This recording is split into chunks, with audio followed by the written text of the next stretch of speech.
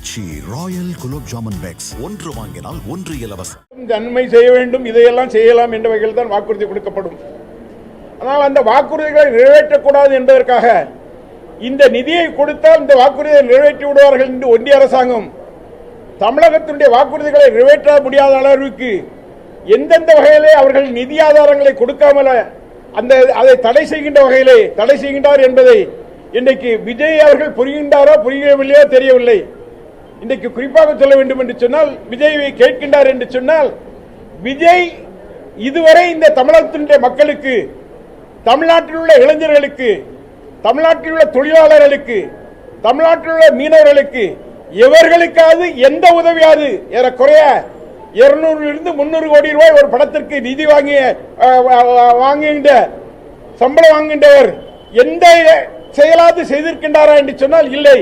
செய்யாமல் கேள்வி கேட்பது என்பது எளிது, அதை நிறைவேற்ற வேண்டும் என்பதற்கு எங்களுடைய கழகத்தினுடைய தலைவர், தமிழகத்தினுடைய முதலமைச்சர் இன்றைக்கு அவர் எடுக்கின்ற நடவடிக்கைகள் எவ்வளவு போராட்டம், எவ்வளவு முயற்சி, தினந்தோறும் அவர் சுற்றி வருகின்ற சுற்றி மக்களை சந்தித்து மக்களுக்கு செய்கின்ற நன்மைகள், இதையெல்லாம் இன்றைக்கு நினைத்து பார்க்க வேண்டும். அதுவும் இல்லாமல் சனிக்கிழமை தோறும் மக்களை பார்க்க, இதுதான் சனி ஞாயிறா சனி நாயகன். அந்த வகையில் இன்றைக்கு பாரதிய ஜனதா மத்தியில் ஒன்றியத்தில் இருக்கின்ற பாரதிய ஜனதா அரசாங்கமும் சரி, அதுபோல முன்னாள் அமைச்சராக இருந்த அதிமுகவும் சரி, எந்த வகையிலும் நாங்கள் கொடுக்கிற உறுதிமொழிகளை நிறைவேற்ற முடியாமல் என்னென்ன இடைஞ்சலெல்லாம் பண்ணணுமோ அதெல்லாம் பண்ணாலும், எத்தனை இடைஞ்சல்கள் பண்ணினாலும் கொடுத்த வாக்குறுதிகளை நிறைவேற்ற வேண்டும் என்று நினைக்கின்ற முதலமைச்சராக எங்களுடைய கழகத்தினுடைய தலைவர் அவர்கள் திகழ்ந்து வருகின்றார்கள். அந்த கொடுத்த வாக்குறுதிகளை நாங்கள் நிறைவேற்றுவோம் என்ற நம்பிக்கை மக்களுக்கு இருக்கின்றது. நாங்கள் மக்களை நம்பிதான் நாங்கள் இருக்கின்றோம், எங்கள் இயக்கம் இருக்கின்றது, யாரையும் நம்பி இல்லை, மக்களை நம்பி இருக்கின்றது. அந்த வகையிலே கொடுத்த வாக்குறுதிகளை எங்களுடைய கழகத்தினுடைய தலைவர், எங்களுடைய தமிழகத்தினுடைய முதலமைச்சர் அவர்கள் அத்தனையும் நிறைவேற்றி தருவார்கள்.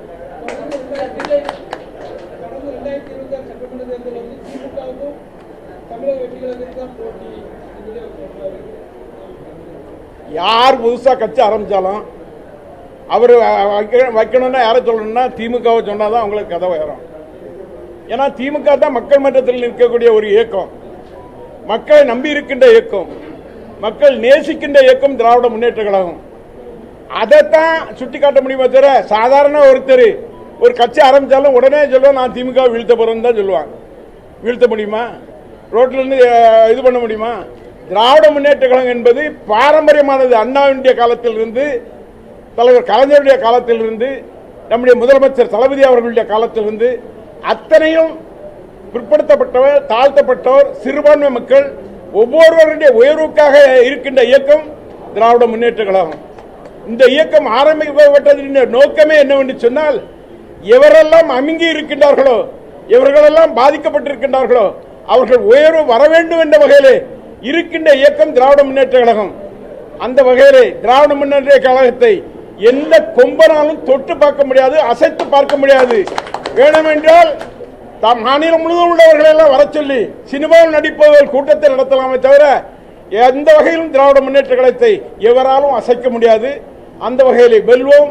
2024 தமிழகத்தினுடைய முதலமைச்சராக எங்களுடைய மரியாதைக்குரிய தமிழக முதலமைச்சர், எங்களுடைய கழகத்தினுடைய தலைவர் மரியாதைக்குரிய அண்ணன் தளபதி தான் முதலமைச்சர், அண்ணன் ஸ்டாலின் தான் முதலமைச்சராக வருவார்.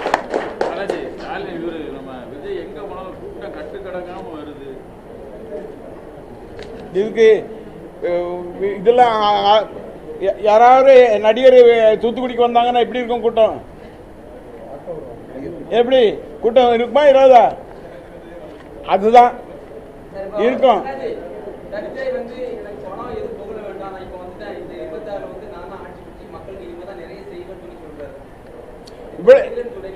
இவ்வளவு காலத்துக்கு பிறகு இப்பதான் அவருக்கு அறிவு வந்துச்சா மக்களுக்கு ஜீவன்? இதுக்கு முன்னால எங்க போனாரு?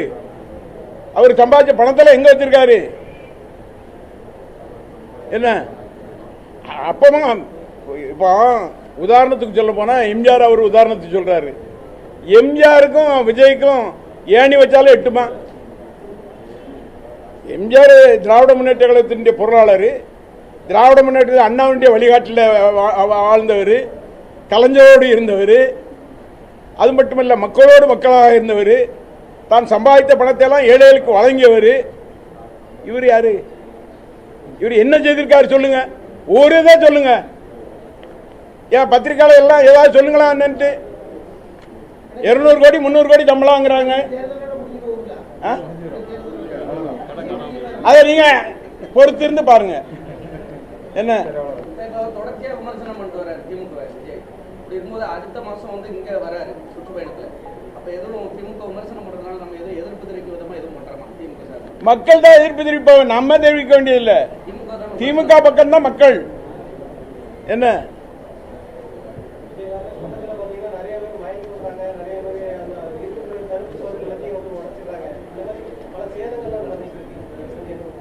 ஏங்க, ஒரு கச்சேரி நடத்துறாங்கன்னு வைங்க, திருநெல்வேலியில் ஒரு கச்சேரி நடத்துறாங்கன்னு வைங்க, அந்த கச்சேரி பார்க்கறதுக்கு கூட்டமாக அள்ளிக்கிட்டு போகுது.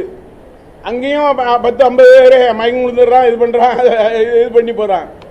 அதனால எதுதான் நடக்கும்னுட்டு என்ன, அதனால திராவிட முன்னேற்ற கழகம் என்பது பிற்படுத்தப்பட்ட மக்கள், தாழ்த்தப்பட்ட மக்கள், சிறுபான்மை மக்கள் எவரெல்லாம் தாழ்ந்திருக்கின்றார்கள் அவர்களுடைய கரங்களை உயர்த்தி பிடிக்க வேண்டும் நினைக்கின்ற இயக்கம் திராவிட முன்னேற்ற கழகம்.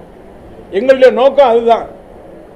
இதுக்கு அது இதுன்னு சொல்லல, அந்த நாங்கள் கொடுத்த தேர்தல் வாக்குறுதிகளாக நிறைவேற்றக்கூடாது என்பதற்காக அது திட்டமிட்டு இன்றைக்கு ஒன்றிய அரசாங்கத்தில் இருக்கின்ற பாரதிய ஜனதா அரசாங்கமும் இன்றைக்கு அதிமுகவும்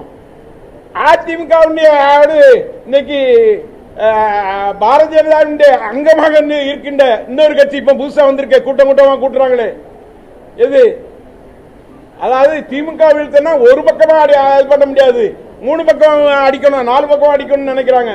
அது எத்தனை பக்கம் அடித்தாலும் சரி அத்தனையும் வீழ்த்தி திராவிட முன்னேற்ற கழகம் 26 வெல்லும்.